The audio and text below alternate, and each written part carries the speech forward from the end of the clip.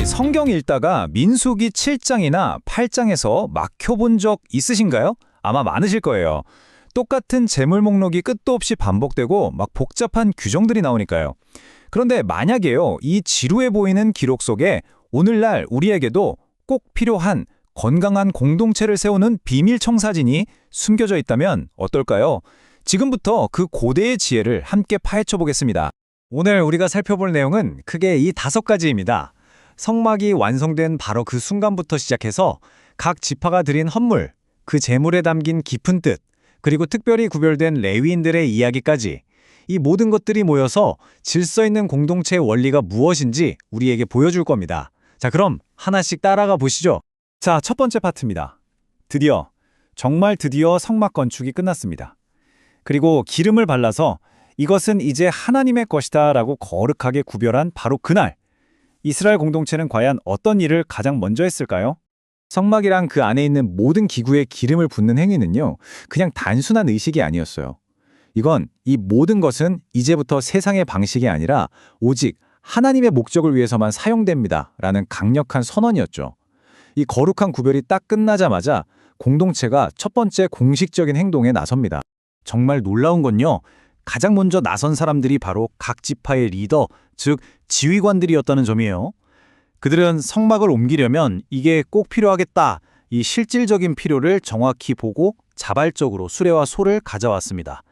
이게 바로 리더가 먼저 섬기고 필요를 채우는 건강한 공동체의 첫 모습이었던 거죠. 이 표를 한번 보세요. 진짜 흥미롭지 않나요? 헌물이 분배되는 방식인데요. 하나님이 계획이 얼마나 논리적이고 세심했는지 딱 드러납니다. 제일 무거운 성막뼈대를 옮겨야 하는 무라리 자손에게는 수레 4대, 소 8마리로 제일 많이 주고요. 반면에 법궤처럼 가장 거룩한 기구는 사람이 직접 어깨에 메어야 했기 때문에 고앗 자손에게는 아예 수레를 주지 않았습니다. 모든 분배에 합당한 이유가 있었던 거예요. 이게 바로 공동체 안에서 질서와 각자의 역할이 얼마나 중요한지를 보여주는 완벽한 예시라고 할 수 있겠습니다. 자, 이제 두 번째 부분으로 넘어가 볼게요. 12일 동안 계속된 제단 봉헌 예물에 대한 이야기인데요. 여기에는 정말 특별한 패턴이 하나 숨어 있습니다.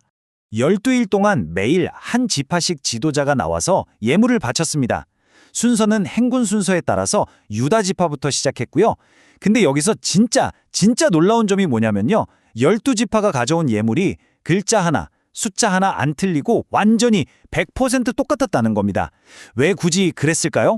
이들이 12일 동안 드린 예물을 전부 합쳐보니까 그 양이 그야말로 어마어마했습니다.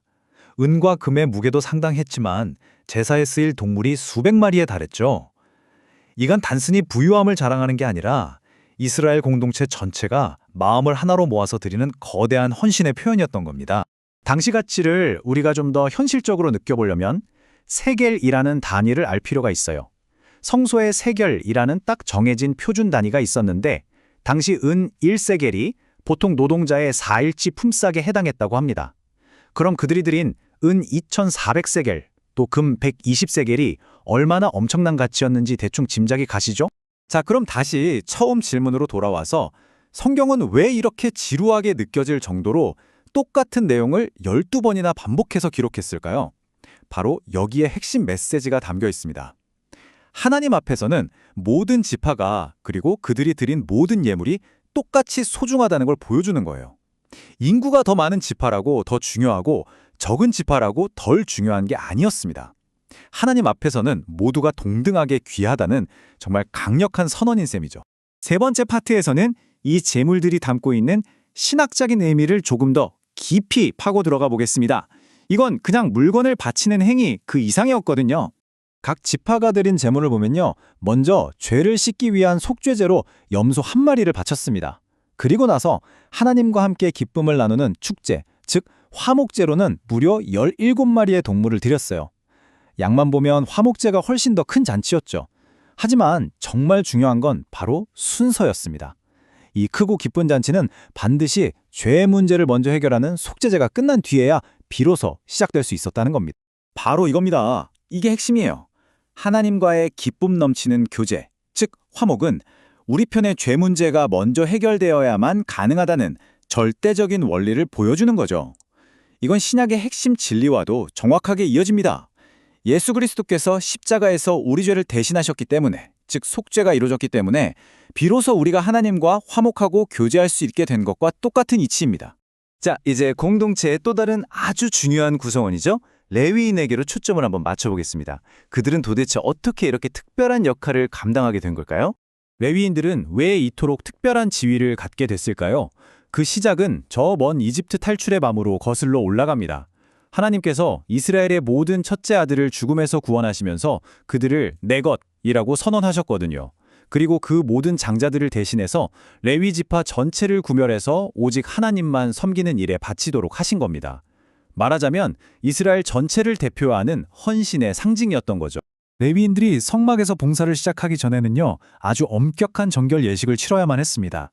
속죄에 물을 뿌려서 죄를 씻고 온몸에 털을 빌어서 과거의 삶과 단절하고 입고 있던 옷을 깨끗하게 빠는 이 모든 과정은요, 세상의 어떤 부정함과도 완전히 분리되어서 오직 하나님께만 헌신하겠다는 것을 몸으로 보여주는 강력한 상징이었습니다.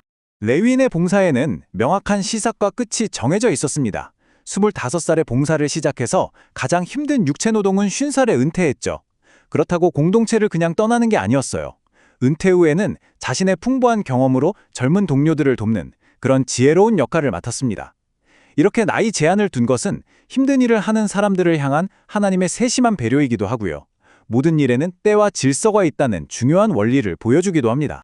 자, 이제 마지막입니다. 지금까지 나온 이 모든 이야기들을 하나로 모아서 건강한 공동체를 세우기 위한 변치 않는 원리들이 무엇인지 한번 정리해 보겠습니다.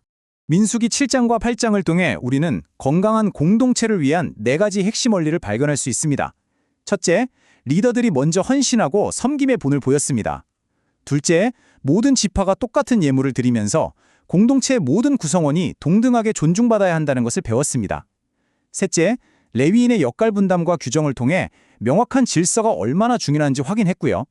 그리고 마지막으로 속죄제가 화목제보다 먼저 드려지는 것을 보면서 모든 건강한 관계의 시작은 용서와 화해라는 것을 깨닫게 됩니다.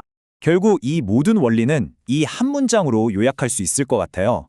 각자가 자기 자리에서 자신에게 맡겨진 역할에 충실할 때 공동체라는 이 커다란 유기체는 비로소 건강하고 튼튼하게 서 있을 수 있다는 겁니다. 이 수천 년 전의 청사진은 이제 오늘을 살아가는 우리에게 질문을 던집니다. 여러분이 속한 가정 혹은 직장, 교회, 그리고 사회 공동체 안에서 이 리더십과 동등함, 그리고 질서와 섬김의 원리들을 어떻게 적용해서 더 건강하고 아름다운 관계를 만들어갈 수 있을까요? 한번 깊이 생각해 볼 만한 문제인 것 같습니다.